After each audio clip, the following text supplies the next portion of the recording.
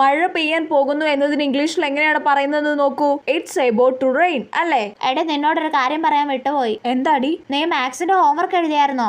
മാത്സിന് homework ഉണ്ടായിരുന്നോ?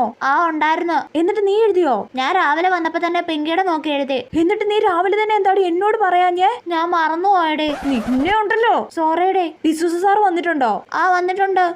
Maths period എപ്പോഴാടി? Next പീരീഡാ. എടി കൊള്ളി, എന്നിട്ട് ഇപ്പൊ ആണോടി പറയുന്നേ? സോറിയടേ. വേഗം നോട്ട് ഇങ്ങോട്ട് താടി, ഞാൻ നോക്കി എഴുതട്ട്. ആ തരാം.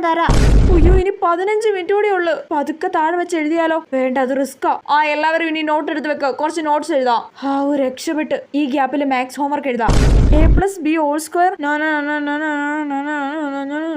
നീ ഇതുപോലെ ഫാസ്റ്റ് ആക്ക്. ഇവിടെയാണ് നിന്റെ മിടുക്ക് കാണിക്കേണ്ടത്. ഇനി എത്ര തടസ്സം ഉണ്ടെങ്കിലും ബെല്ലടിക്കുന്നതിന് മുന്നേ നീ ഹോംവർക്ക് എഴുതിയിരിക്കണം.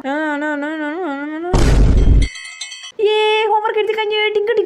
എടേ എന്താ എഴുതി കഴിഞ്ഞോ? മിണ്ടി പോരുതോ നീ.